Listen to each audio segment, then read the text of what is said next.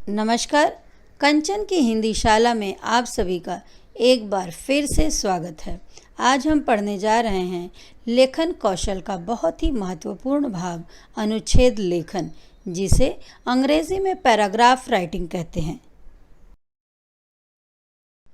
हमारे जीवन में बहुत सारी कलाएं विद्यमान हैं, जैसे बातचीत की कला, चित्रकला, हस्तकला, पाक कला।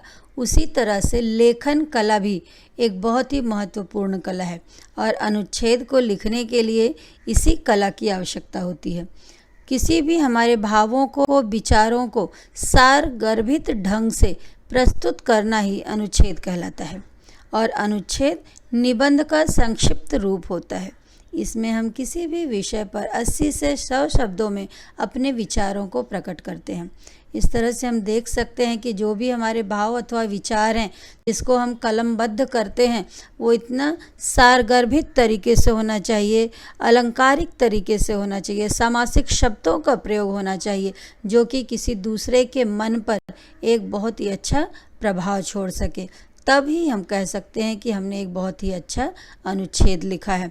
लेकिन हम क्या गलतियां कर जाते हैं? अनुच्छेद जब लिखते हैं कि हम शब्द सीमा का ही ध्यान नहीं रखते हैं। 80 से 100 शब्दों में अनुच्छेद लिखने के लिए हमारे परीक्षा में आता है, लेकिन हम लोग एक एक पन्ने यानी कि कहीं ना कहीं 500 शब्द तक का प्रयोग कर जाते हैं। हमें हमेशा परीक्षा की दृष्टि से शब्द सीमा का ध्यान अवश्य रखना चाहिए। आइए इस तरह हम यह देखते हैं कि अनुच्छेद लिखते समय किन किन बिंदुओं का हमें ध्यान रखना चाहिए। सबसे पहले हमारे जो भी विचार और भाव हैं, उनको क्रमबद्ध रूप देना चाहिए। अगर वो क्रमबद्ध तरीके से नहीं लिखे हुए होंगे तो उसमें निरंतरता नहीं होगी, इधर उधर हमारे शब्द बिखरे हुए होंगे, तब वे एक प्रभावी अनुच्छेद की श्रेणी में नहीं आ सकेंगे। वाक्य छोटे और विषयानुकूल होने चाहिए। सरल, स्पष्ट, सटीक और रोचक शब्दों का प्रयोग किया जाना चाहिए। अनावश्यक वर्णन नहीं करना चाहिए। हमें अनुच्छेद लेखन में हमेशा यह ध्यान देना है कि अनावश्यक वर्णन नहीं करना है। फॉर एग्ज़ाम्पल, अगर हमें एक प्रदूषण पर एक अनुच्छेद लिखने के लिए आ गया है, तो हमें सिर्फ प्रदूषण के बारे में, प्रदूषण से लाभ हानि के इत्यादि के बारे में ही सिर्फ बताना चाहिए, ना कि प्रदूषण के प्रकारों पर विस्तृत चर्चा करनी चाहिए, जिससे कि हमारी शब्द सीमा अनावश्यकता से बढ़ जाती है। शब्द सीमा के भीतर किसी भी विषय पर परिचय, वर्णन एवं निष्कर्ष लिखना चाहिए। इस तरह हम देखते हैं कि अनुच्छेद लिखते समय अगर हम इन बातों को विशेष रूप से ध्यान देते हैं तो हमारा अनुच्छेद एक बहुत ही प्रभावी अनुच्छेद सिद्ध हो सकता है। अब हम लोग यह देखते हैं कि अनुच्छेद लिखते समय अधिकतर हम कौन सी गलती कर जाते हैं। सबसे पहली गलती हम जो करते हैं वो होता है अनुच्छेद में हम पैराग्राफ बदल देते हैं, जो कि बिल्कुल अनुचित है, गलत है। अनुच्छेद अर्थात पैराग्राफ का मतलब ही है कि एक ही पैराग्राफ में लिखा हुआ होना चाहिए। हम लोग अपने अनुच्छेद को निबंध की श्रेणी में डाल देते हैं, इसलिए हम यहाँ पर निबंध और अनुच्छेद के अंतर को ध्यान से देखेंगे। किसी भी विषय पर थोड़े किंतु चुने हुए शब्दों में अपने विचार प्रकट करने के प्रयास को अनुच्छेद लेखन कहते हैं। इसी लेख, निबंध, रचना इत्यादि का अंश हो सकता है और यह अपने आप में पूर्ण भी होता है। इसके विपरीत निबंध को पूर्णतः स्वतंत्र होकर लिखा जाता है, यानी कि इसमें काफ़ी स्वतंत्रता होती है, परंतु अनुच्छेद में शब्द सीमा के कारण इसमें उतनी स्वतंत्रता नहीं होती है। अनुच्छेद को सटीक लिखा जाता है, जिससे कि कम शब्दों में ही अर्थ समझ में आ जाए और पूरी जानकारी भी दिया जा सके। निबंध में भूमिका, विकास, उपसंहार सब कुछ होता है, लेकिन अनुच्छेद में ऐसा नहीं होता है, एक सिंगल पैराग्राफ में लिखा गया होता है। अनुच्छेद एक ही पैराग्राफ लिखा हुआ होता है और निबंध जो होता है कई अनुच्छेदों का मेल होता है, जिससे सभी अनुच्छेद एक ही विषय में बात करते हैं। आगे हम और एक दो उदाहरण के तौर पे हम देखेंगे, जिससे स्पष्ट हो जाएगा कि हमें हमारे अनुच्छेद को लेख अथवा निबंध की श्रेणी में नहीं ले जाना है। हम लोग क्या करते हैं, लिखने के समय इन बिंदुओं पर ध्यान नहीं देते हैं और हम 2-3 पैराग्राफ बदलते चले जाते हैं, जो कि नहीं होना चाहिए। हमारे अनुच्छेद में आप कोटेशन लिख सकते हो, सूक्ति लिख सकते हो, लेकिन अपने शब्द सीमा के अंदर एक ही पैराग्राफ के अंदर ही आपको अपना अनुच्छेद पूर्ण करना है।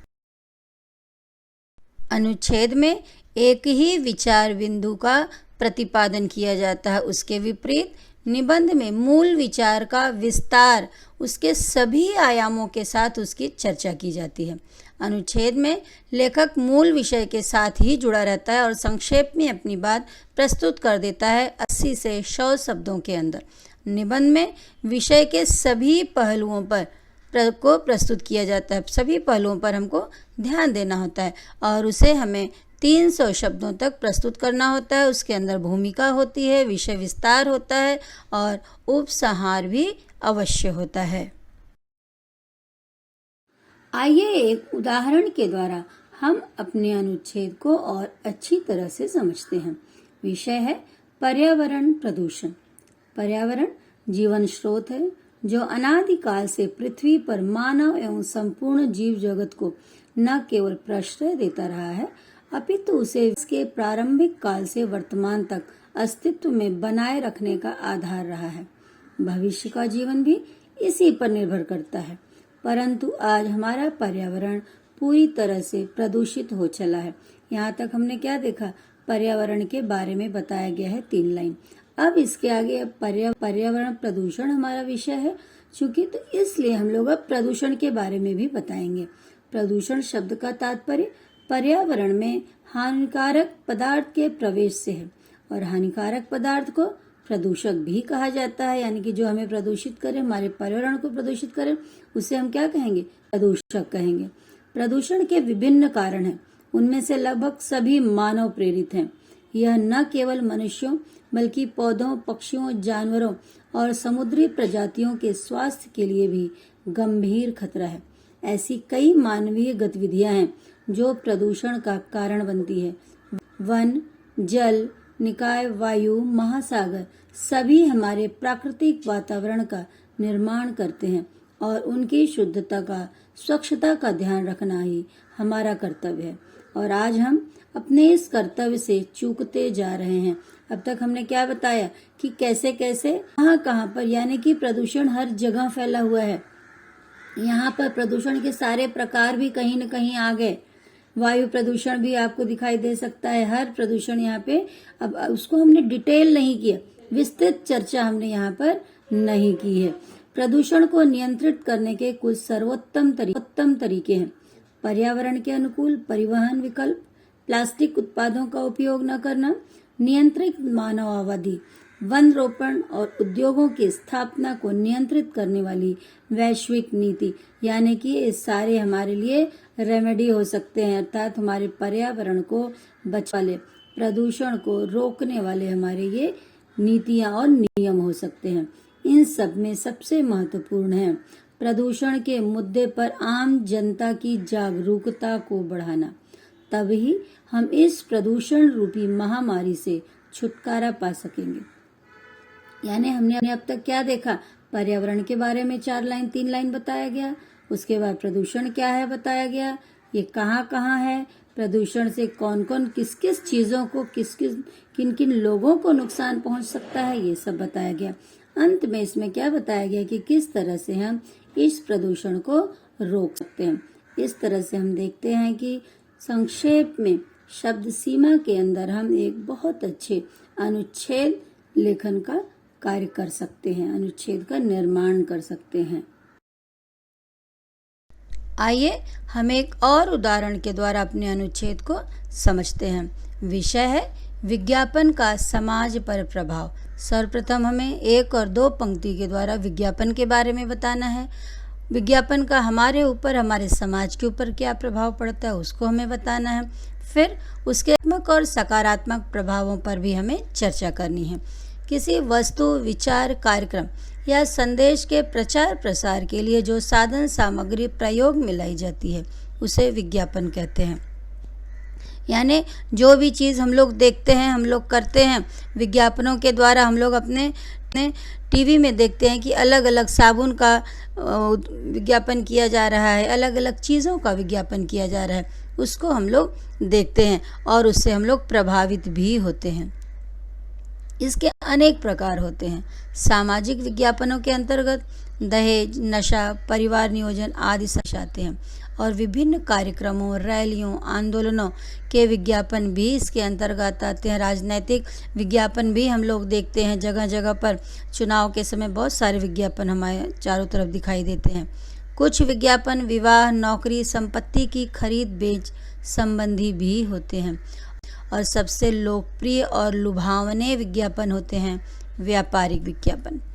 किसी भी सामान को दूर दूर तक बेचने तथा ग्राहक के निर्णय को प्रभावित करने में विज्ञापनों की भूमिका सबसे बड़ी होती है। कोई भी व्यक्ति दुकान पर खड़ा होकर विविध वस्तुओं में से प्रसिद्ध वस्तुओं को ही चुन पाता है। प्रसिद्ध कहाँ से हुआ? क्योंकि उसका विज्ञापन बहुत अच्छे तरीके से किया गया। चाहे बाजार में कितनी भी श्रेष्ठ साबुन उपलब्ध क्यों न हो, किंतु ग्राहक उन्हीं को खरीदता है जिसका उसने विज्ञापन देखा हुआ होता है। विज्ञापन प्रभावकारी होते हैं, इसलिए उनका सामाजिक दायित्व भी बहुत बड़ा होता है। प्रायः माल बेचने के लिए भ्रामक विज्ञापन भी दिए जाते हैं। गलत तथा दूषित माल बेचने के लिए भी आकर्षक सितारों का उपयोग किया जाता है। वास्तव में विज्ञापन से जुड़े हर व्यक्ति का कर्तव्य है कि वे भ्रामक विज्ञापन न छापें। यह हर इंसान की अपनी एक नैतिक जिम्मेदारी होती है कि वो उस जिम्मेदारी को समझे और ऐसे विज्ञापन ना तो हमारे समाचार पत्रों में छपना चाहिए, ना ही हमारे टीवी इत्यादि में आना चाहिए। अतः हम कह सकते हैं कि विज्ञापनों में समाज को प्रभावित करने की अद्भुत शक्ति होती है। ये सरकार, व्यापार तथा समाज के लिए वरदान है, परंतु गलत हाथों में पड़कर इसका दुरुपयोग भी हो सकता है और हमें इस दुरुपयोग से बचा जाना चाहिए। अर्थात हमें ध्यान देना है, हम अपनी आवश्यकता के अनुसार चीज़ें लें, ना कि किसी को देख कर लें। हम किसी से प्रभावित होकर के हमें चीज़ें नहीं खरीदनी चाहिए। यानी ये सारी चीज़ें हमारे अनुच्छेद में अगर समावेशित होती है, तब हमारा अनुच्छेद एक प्रभावी अनुच्छेद बन सकता है। आशा है बच्चों आप लोगों ने अनुच्छेद को बहुत अच्छी तरह से समझ लिया होगा और अब अपने परीक्षा में पूरे अंक अवश्य प्राप्त करोगे। यदि आपको यह वीडियो अच्छी तरह से समझ आया है, पसंद आया है, तो आप इसे लाइक, शेयर और सब्सक्राइब करना ना भूलें।